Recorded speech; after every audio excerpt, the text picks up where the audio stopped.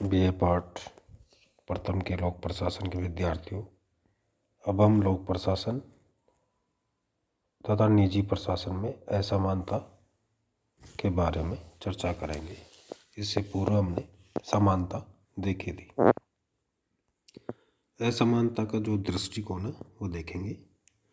लोक प्रशासन तथा निजी प्रशासन के बीच अनेक समानता होते हुए भी कई बातों में भिन्नताएं पाई जाती है।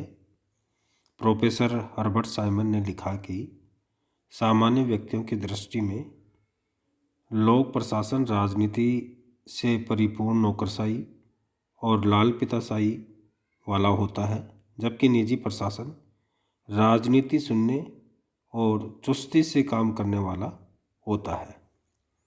इसी प्रकार सर जोसिया स्टैम्प ने लिखा है कि निम्नलिखित 4 सिद्धांतों को अनुसरण करने के कारण लोक प्रशासन निजी प्रशासन से भिन्न है। पहला, एक रूपता का सिद्धांत। दूसरा, बाह्य वित्तीय नियंत्रण का सिद्धांत। तीसरा, मंत्रियों के उत्तरदायित्व का सिद्धांत। चौथा, सीमांत लाभ का सिद्धांत। सर जोसिया स्टैम्प का कहने का अर्थ है कि लोक प्रशासन और निजी प्रशासन जो भिन्नता है वो एक रूपता का सिद्धांत। लोक प्रशासन में एक रूपता पाई जाती है, निजी प्रशासन में एक रूपता नहीं होती। बाह्य वित्तीय नियंत्रण का सिद्धांत दूसरा जो इन्होंने बताया है कि लोक प्रशासन में जितने भी कार्य या उस पर सार्वजनिक धन जो खर्च होता उसका नियंत्रण होता व्यवस्थापिका के द्वारा, लोकसभा, राज्यसभा, संसद के द्वारा। और मंत्रियों के उत्तरदायित्व का सिद्धांत। मंत्री प्रशासन जनता के प्रति उत्तरदायी होता है और मंत्री संसद के प्रति उत्तरदायी होते हैं। सीमांत लाभ का सिद्धांत। लोक प्रशासन लाभ के लिए कार्य नहीं करता और निजी प्रशासन केवल लाभ के लिए कार्य करता है। तो इन स्टेम्स आपने जो लिखा है वो 4 सिद्धांतों के आधार पर लोक प्रशासन निजी प्रशासन से भिन्न है। इसी प्रकार पॉल एच एपलबी ने लोक प्रशासन की यह विशेषता बताई है कि इसमें निजी प्रशासन की अपेक्षा सार्वजनिक आलोचना और जांच की अधिक संभावना होती है। उन्हीं के शब्दों में, शासन का प्रशासन अन्य सभी प्रशासन के कार्यों से एक सीमा तक भिन्न होता है और बाहर से उसका आभास तक नहीं होता, क्योंकि सार्वजनिक लोक प्रशासन का लक्षण है जनता निरीक्षण या समीक्षा तथा उसकी मांग कर सकती है।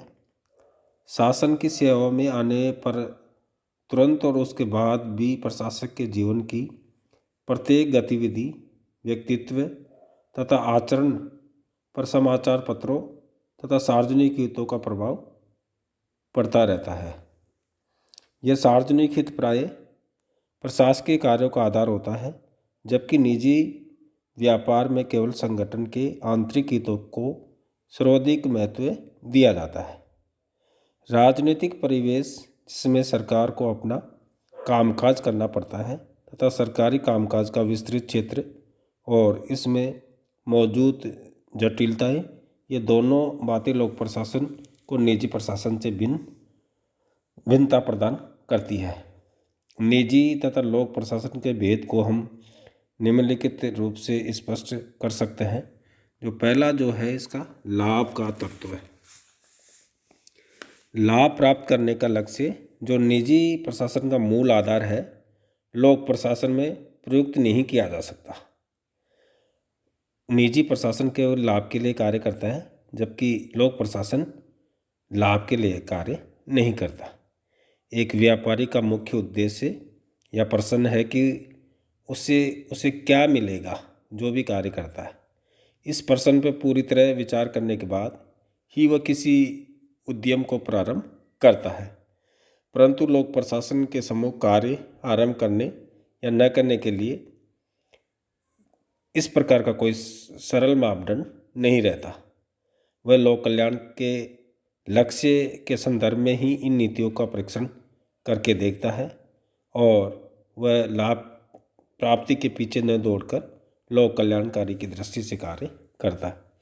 कहने का अर्थ साफ स्पष्ट अर्थ है कि लोक प्रशासन लोक कल्याणकारी के लिए कार्य करता है, वो लाभ के लिए कार्य नहीं करता। और निजी प्रशासन केवल लाभ के लिए कार्य करता है। एक व्यापारी जो उद्यम प्रारंभ करता है तो वो पहले ये सोचता है कि मेरे को इसमें कितना लाभ और किस प्रकार से मिलेगा, जब भी वो उसको आरंभ करता है। दूसरा जो मुख्य अंतर है लोक प्रशासन और निजी प्रशासन के बीच जो भेद है वह सेवा की भावना। निग्रो एक विचारक है, उनके अनुसार जनता के लिए की जाने वाली सेवाएं लोक प्रशासन का मुख्य लक्ष्य है।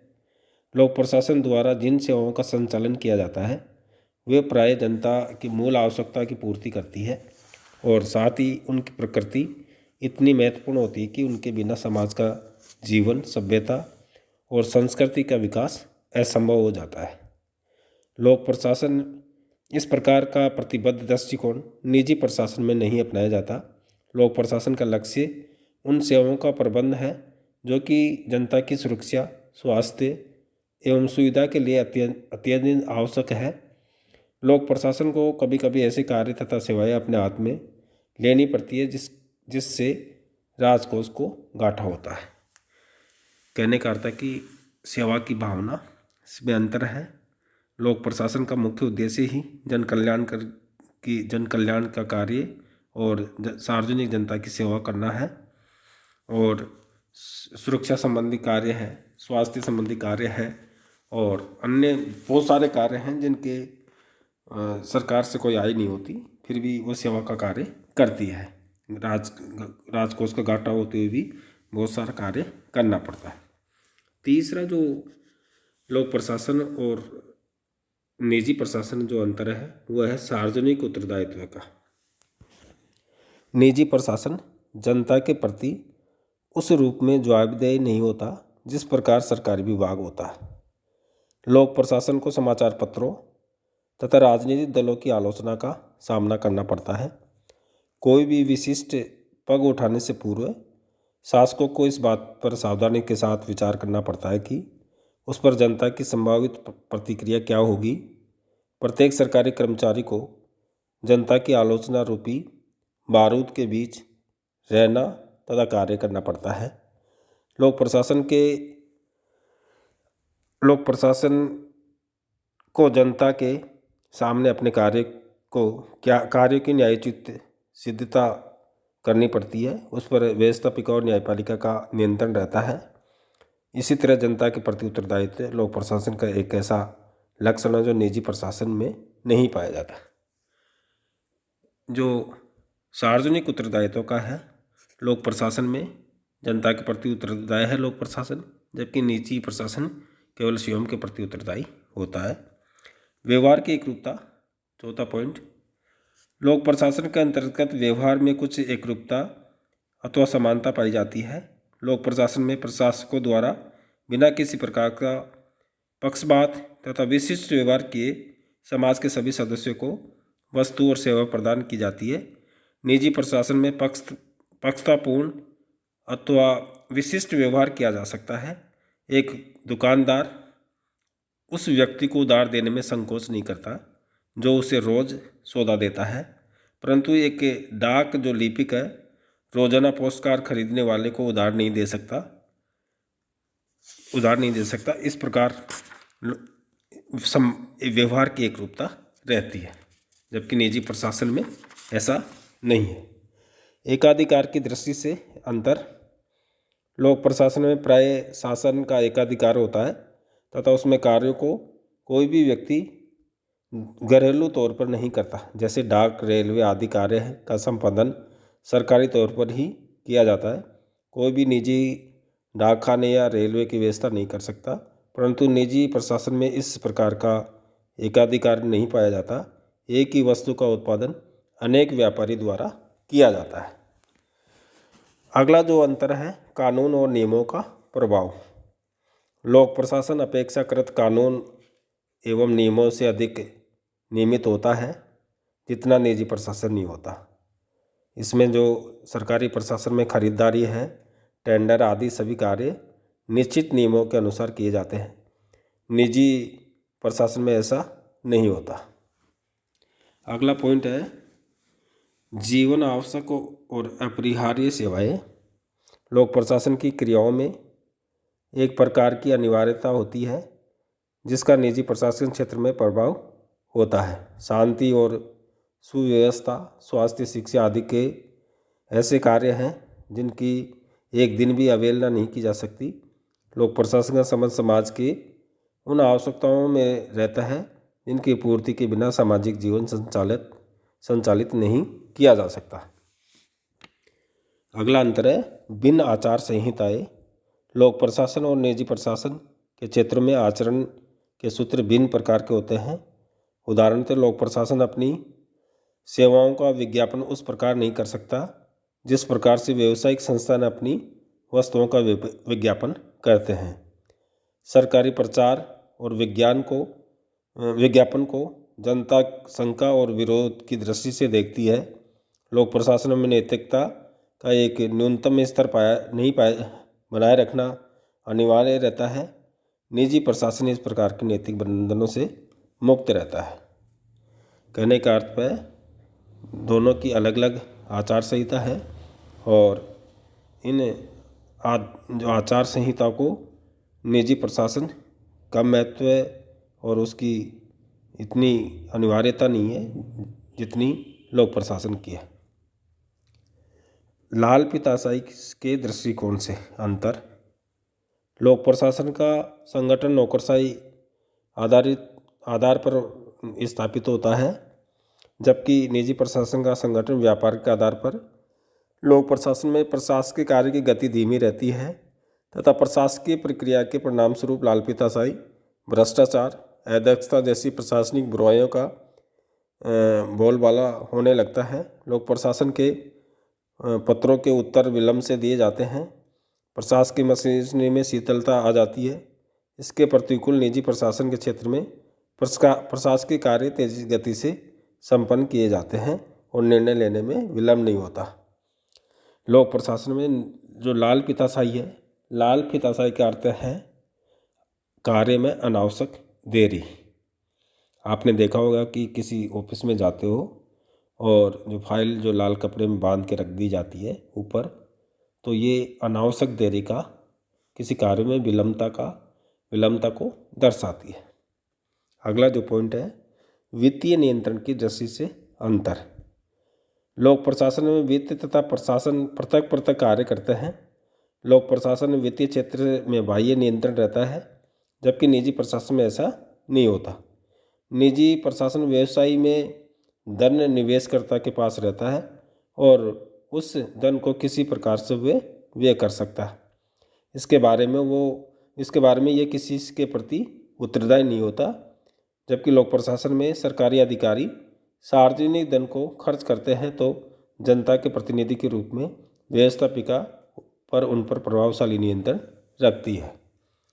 अगला जो अंतर है सेवा दृष्टि से। लोक प्रशासन में निजी प्रशासन की प्रतिकूल सेवी वर्ग की सेवाएं अधिक रक्षित रहती है। सरकारी सेवाओं में कर्मचारियों की सुरक्षा का भरोसा होता है। निजी सेवाओं में मनोवैज्ञानिक रूप से कर्मचारी अपने को असुरक्षित समझते हैं।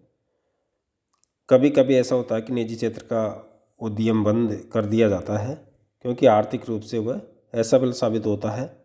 इस प्रकार निजी प्रशासन के क्षेत्र में कार्यरत कर्मचारियों को अपनी सेवाओं के स्थायित्व का कोई आश्वासन नहीं होता। लोक सेवाओं में एक बार प्रवेश पा लेने पर आसानी से किसी कर्मचारी को नौकरी से नहीं निकाला जा सकता। लोक प्रशासन में कर्मचारी की सेवाएं प्राय स्थायी रहती है क्योंकि लोक प्रशासन में आयाम भी स्थायी होते हैं। कहने का अर्थ है कि लोक प्रशासन और निजी प्रशासन में सेवा सुरक्षा की दृष्टि से अंतर है। लोक प्रशासन की जो सेवा है कर्मचारी के लिए वो स्थायित्व है, लंबे समय के लिए है, उसकी सेवा की गारंटी है, जबकि निजी प्रशासन में ऐसा नहीं है। अगला जो है क्षेत्र में असमानता। लोक प्रशासन का विशाल क्षेत्र होता है जबकि निजी प्रशासन का क्षेत्र अत्यधिक सीमित होता है। लोक प्रशासन जीवन के सभी क्षेत्रों में कार्यरत है, जबकि निजी प्रशासन कुछ विशिष्ट क्षेत्रों में ही कार्यरत है। विशाल क्षेत्र तथा उसका उद्देश्य विशाल होने के कारण लोक प्रशासन के विभिन्न विभागों में प्रतिस्पर्धा की भावना नहीं रहती। इसके विपरीत निजी व्यावसायिक संस्थाओं में सदैव होड़ की भावना रहती है। जो अंतिम जो अंतर है, परिवेश में भिन्नताएं। लोक प्रशासन और निजी प्रशासन की जो परिवेश में काफ़ी भिन्नता पाई जाती है। लोक प्रशासन को राजनीतिक परिवेश में कार्य करना पड़ता है। सरकारी क्षेत्र में कार्यकलाप और कार्यक्रम का मूल्यांकन आर्थिक एवं तकनीकी कारकों के आधार पर किया जाता है, और लेकिन उसमें राजनीतिक का ही महत्व रहता है।